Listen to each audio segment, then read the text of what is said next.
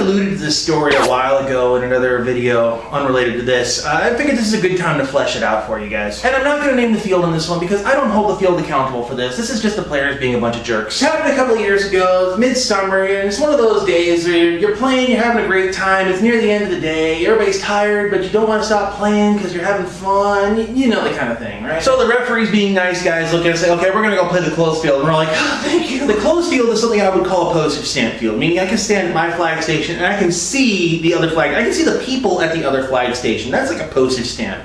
Because I mean, back in the day when we were, I'm not going to do that right now, I'm going to save that for another time. 2/3 of the field is basically loose woods. And by loose woods, I mean there's like some man-made bunkers, some stick barricades, a couple of buildings out there, and there's a couple of trees as opposed to trees. But the other 1/3 of the field is all grass, really tall grass, a couple of deer paths through it, and I was looking at that going, okay, I can work with this. Matter of fact, one of my buddies looked at me and said, oh, where are you going to go? I said, you know me, I'm just going to go play in the weeds over there. He said, have fun with that. I'm like, oh, yes, I will. So on the word go, I literally stand at my flag station looking downfield, and I'm seeing, okay, a whole bunch of them went this way, 1 or 2 went that way. Okay, I know what I'm up against. Let's go to work. Pull back about 10 feet to get out of visual range of the other team, cloverleaf flank, get into the tall stuff, get down on the ground, and start sucking dirt. I ended up running into only one other player in the weeds out there, and it was another old guy like me, you know, an old school guy. I had the better cover. I managed to get him out. Okay, that's all cool. Continue the move. It took 4 or 5 minutes, but eventually I got up out of the weeds, and I am literally standing right next to the boundary tape. Take an immediate left-hand turn, start stalking, and the first thing I see are about maybe 3 or 4 people, I think, in this one bunker. I can see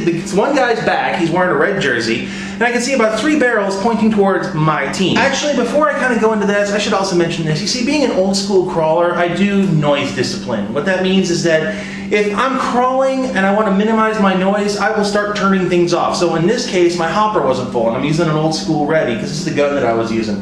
And on the old school Revy, it was, so I wanted to turn it off. So I turned off the Revy hopper, so I have no electronics other than the work feed. In the heat of the moment, I forgot about this. But, you know, when in doubt, shoot first, ask questions later. I can make it work later. Okay, so, guys in bunker over here. So, lean way out in order to get a better angle of attack. First 2 shots go to the first guy because I figured there's some scrub in the way. I managed to get him in the back. He turns to look at me. We make eye contact, so I know he's looking right at me. And as I'm putting the gun over to get away from him, I shoot a couple more shots. He actually leans into the shots in order to take them for his own teammates. Okay, I can adjust this one, adjust, and I'm shooting around this guy in order to get the rest of the guys out of his bunker. I'm not exactly sure how it happened, but I managed to get all of them out of the bunker. Okay, I'm going to keep on continuing the move, and I'm starting to go past their position. Guy in the red jersey gets up and makes says, what the f*** is your problem? What? Where the f*** you come getting off shooting me in the f***ing back like that? What the f*** is your problem? Dude, I got up behind you, I went along the tape line over here.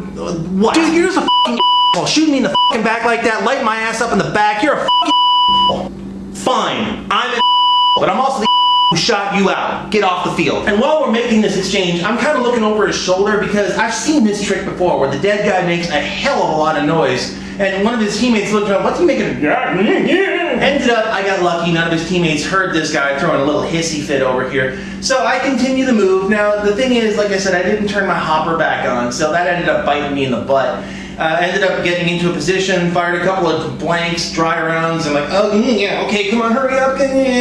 I might got like 1, maybe 2 extra guys, and I got shot. Okay, I fully expected that. Now, the funny thing in all this is that the referee was watching me do this move, and he saw the entire thing go down, and his first thought was, wow, Tiger's just going to decimate these guys. And then when I was shooting air balls, he's like, oh. And you think after all these years I would learn the one lesson of turn your stuff back on, but hey, I forget these things too. So yeah, I guess the moral of the story is that only use camouflage and stealth in order to get up the field and to sneak up on people and actually play the woods game the way that the woods game was meant to be played. How silly of me. I mean, gosh, how dishonorable is it that I didn't just get to my first position and lay down an entire hopper full of paint, because, you know, that's how real men play the game, right? At least that's what people tell me on the internet. I'm not entirely certain. I'm not that net savvy anymore.